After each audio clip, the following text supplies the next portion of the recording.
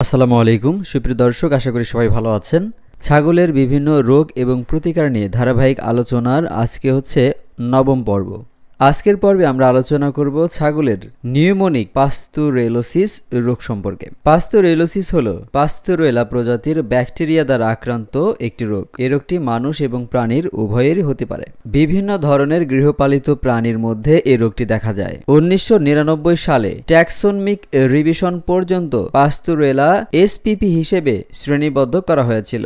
Bacteria দ্বারা এ রোগ হয়ে থাকে বলে রোগটি সব বয়সের ছাগলে দেখা যায়। ছাগলের খাবারে অতিরিক্ত গরম, অধিক ছাগল একসঙ্গে পালন, বাতাস চলাচলে অসুবিধা, পরিবহন ইত্যাদি কারণে এ রোগ বেশি হয়ে থাকে। অর্থাৎ এই রোগটি হওয়ার পেছনে কয়েকটি গুরুত্বপূর্ণ কারণ আমরা এখানে উল্লেখ করলাম, যেগুলো আমাদের প্রত্যেকটি খামারির মানা উচিত। প্রথমত, ছাগলের খামারে অতিরিক্ত গরম। দেখা যায় আমরা ছাগলের বাসস্থান তৈরিতে অনেক সময় সতর্কতা অবলম্বন করি না। আমাদের ছাগলের বাসস্থান তৈরি করতে হবে এমন ভাবে যেখানে পর্যাপ্ত পরিমাণ শীতলতা থাকে, এবং ঘর নির্মাণে আমরা টিনের পরিবর্তে যদি সিমেন্ট শীট ব্যবহার করি এবং ভেতরে বাঁশের চাটারি ব্যবহার করি, তাহলে কিন্তু গরম থেকে আমরা অনেকখানি রক্ষা পেতে পারি।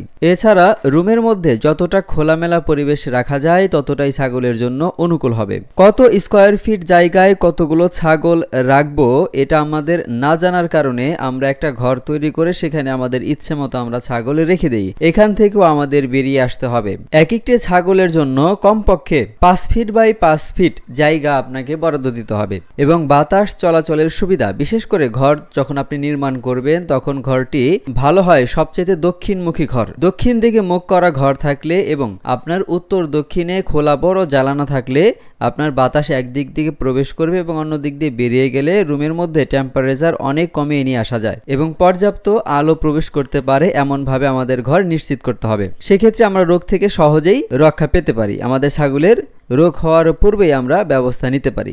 রোগের লক্ষণ, যখন আমরা দেখব রোগটি হয়ে গেছে তখন আমরা কিভাবে বুঝতে পারবো? যখন ছাগলের এই রোগটি হবে তখন অবশ্যই ছাগলের শরীরে জ্বর দেখা দিবে, শ্বাসকষ্ট হবে, খাওয়া বন্ধ করে দিবে, অস্থির ভাব দেখা দিবে, এমনকি ছাগল হঠাৎ করে মারাও যেতে পারে। প্রতিরোধ, খামারে ছাগলকে খাদ্যের সঙ্গে টেট্রাসাইলিন গ্রুপের ওষুধ খাওয়ানো যেতে পারে। ছাগলের খামারে অতিরিক্ত গরম, অধিক ছাগল একসঙ্গে পালন, বাতাস চলাচলে অসুবিধা ইত্যাদি কারণসমূহ দূর করতে পারলে এ রোগের আক্রমণ থেকে রক্ষা পাওয়া যাবে। এবার আসি প্রতিকার। অ্যামক্সিসিলিন জাতীয় ওষুধ খাওয়ানো এবং শিরায় স্যালাইন বা ইনজেকশন দিতে হবে। ডক্টরের পরামর্শ অনুযায়ী নিয়মিত চিকিৎসার মাধ্যমে এ রোগ থেকে ছাগলকে মুক্ত করা সম্ভব। সুপ্রিয় দর্শক, আশা করি ভিডিওটি আপনাদের ভালো লেগেছে। আমাদের পরবর্তী ভিডিও পেতে অবশ্যই আমাদের চ্যানেলটিকে সাবস্ক্রাইব করে আমাদের সাথেই থাকুন। সবাই ভালো থাকুন, সুস্থ থাকুন। আল্লাহ হাফেজ।